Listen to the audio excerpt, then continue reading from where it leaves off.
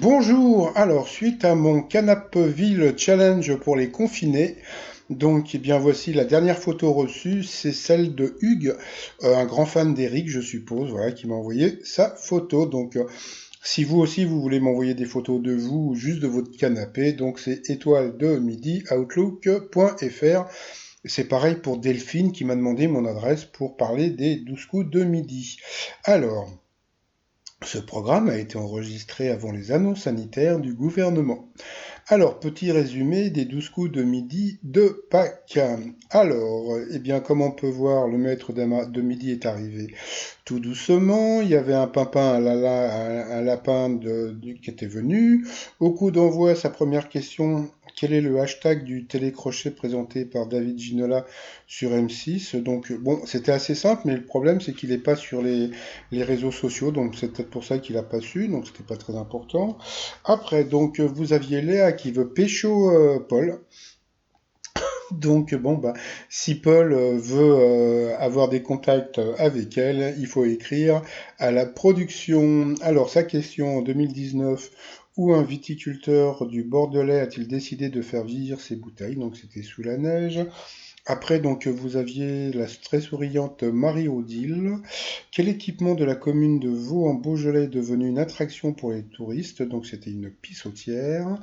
Après, donc, vous aviez Raoul de Marseille, et non pas Raoult de Marseille aussi.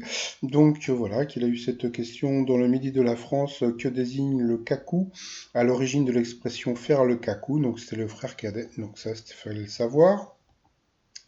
Pour le maître de midi, le tableau de Véronèse que l'on peut admirer au Louvre s'appelle Les Noces de Cana. Comment s'appelle la chanteuse qui cartonne avec le titre Birthday? Donc, je crois que c'était Anne-Marie. Ensuite, depuis quelques mois, qu'est-ce qui met en danger les drones de la police parisienne, donc les goélands? C'est vrai que de temps en temps, il m'arrive d'entendre le bruit des mouettes en plein Paris, donc c'est vrai que c'est assez étonnant. Donc sur cette question, elle est passée au rouge, qui dit rouge dit duel. Elle a pris le Marseillais en duel, qui est une question qui était assez simple, hein. En compétition officielle de natation, dans quelle tenue le concours l'immense majorité des nageuses, donc c'était en maillot une pièce. Ensuite, eh bien, donc Raoul, Eric et Léa se sont retrouvés au coup par coup. Donc c'est Raoul qui est d'abord passé à l'orange. Entre-temps, bah, je sais pas, il y a eu un poulet qui est venu chanter, donc un truc ouais, moyen. Après, donc ça a été Léa qui est passée aussi à l'orange. Et puis bah là on a appris un truc, c'est que James Bond n'est pas anglais, donc voilà, donc il est écossais. Ça je ne savais pas. Donc sur cette question, eh bien Raoul est passé encore à l'orange, donc au rouge, qui dit rouge dit duel. Il a eu les, bon je vais pas le dire, de prendre le maître de midi en duel. Alors quelle question de bébé va-t-il avoir aujourd'hui?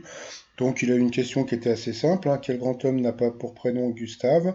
Gustave Eiffel, Gustave Flaubert, Gustave Courbet, et voilà, Gustave Proust n'existe pas. Donc c'était une question assez simple. Ensuite, eh bien, Eric et Léa se sont retrouvés en coup fatal. Et puis bah, Léa n'a pas été ridicule, franchement, parce qu'elle a quand même répondu pardon, à pas mal de questions. C'est vrai que le maître de midi, là, il m'a scotché quelle est la capitale du Kirghizistan. Bah, il le savait. Je savais même pas que ça existait. Donc voilà, donc à la fin, il a perdu. Il a eu son bisou non confiné. Donc voilà, donc bon, donc, mais bon, c'était tourné, je crois, vers le 8, 7 ou 8 mars. Donc le confinement, je crois que c'était à partir du 17. Par rapport au coup de maître, alors selon une expression que j'ai-t-on quand on abandonne, donc c'était assez simple, c'était l'éponge. Quel girls band Victoria Beckham alias Posh appartenait-elle? Donc c'était très simple aussi, Spice Girl.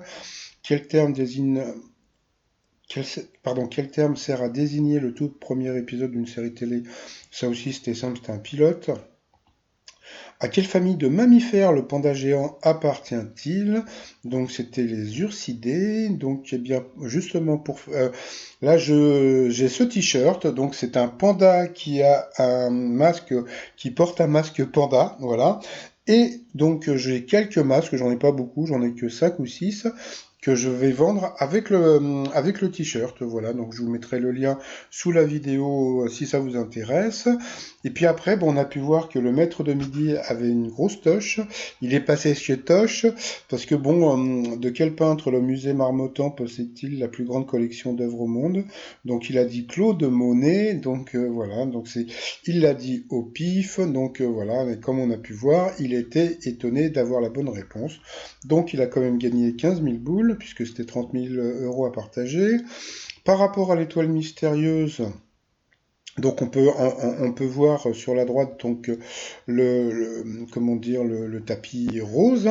Alors moi jusqu'à présent je vous avais dit que c'était parce que Enjoy Phoenix avait foulé le tapis rouge de comment dire de Cannes. Et pas du tout, c'est parce que bah, c'est Momo qui m'a donné le truc hier. C'est parce que elle avait une chaîne avec plusieurs autres youtubeuses qui s'appelait Rose Carpet et c'était une chaîne où donc il y avait plusieurs youtubeuses qui vous expliquaient bah, comment vous maquiller, etc., etc. Et cetera. Et puis bon, bah, de toute façon, moi, si vous voulez, euh, j'ai une recette pour avoir un beau teint, bah, faut appeler la poste. Je suis désolé, mon humour de merde. Bon, bah sinon, Jean-Luc Reichmann, donc bon bah comme on sait, bah, en ce moment il est très présent sur les réseaux sociaux puisque bon bah il veut garder sûrement un lien avec ses fans et puis bon ça l'amuse et puis bon il fait quand même pas mal de vidéos qui sont assez marrantes, hein, faut pas le cacher. Et puis bah hier bah il nous a fait un truc, c'est il nous a montré donc une tarte aux pommes donc voilà avec Joyeuse Pâques bon qu'il a été cherché ou qui s'est fait livrer donc je sais pas. Et puis, bah, il a fait une bourde, puisque en montrant donc la tarte, il a montré l'adresse où il l'avait achetée. Donc moi, jusqu'à présent, je ne savais pas où était Jean-Luc Reichmann. Quoi, je veux dire, je ne savais pas dans quelle région où il habitait en région parisienne. Et puis bon, bah, je suis allé voir où était Perrichon, la pâtisserie, boulangerie Perrichon, Magali et Michael. Et puis bah, j'ai vu que c'était à Sens, donc voilà, donc je ne savais pas que Jean-Luc Reichmann donc habitait à Sens, donc il paraît que bah, sa famille est originaire aussi de Sens, même s'il est né à comment dire à Toulouse. Donc voici la fameuse boulangerie où il a acheté, où il s'est fait livrer donc la tarte. Et puis voici donc sa maison, une partie de sa maison quand il y a eu les inondations. Donc c'était assez rigolo. Donc j'ai essayé de vous trouver une photo de sa maison.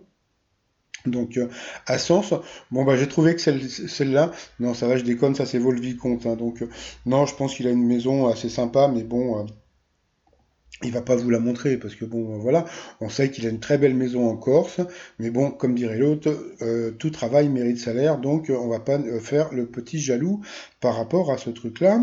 Et puis bah sinon mon autre nouveau t-shirt, que faisiez-vous du 17 mars au 31 mai 2020, eh ben, j'étais chez moi.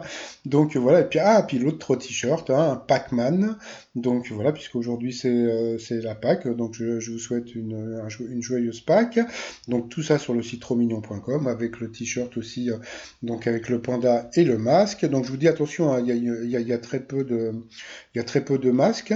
Et puis bah sinon, bah, je vous souhaite une très très bonne journée. Et puis bah pour finir, bah, encore un coucou par rapport à mes voisins. Et puis bah je prépare une chanson, comment dire, sur les confinés à Paris. Donc c'est assez rigolo.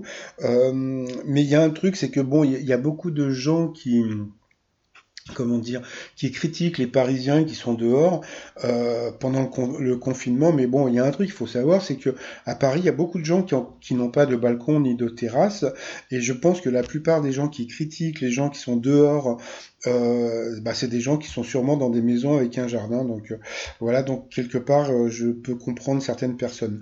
Allez, je vous souhaite une très très bonne journée, puis je vous dis à demain, bye bye.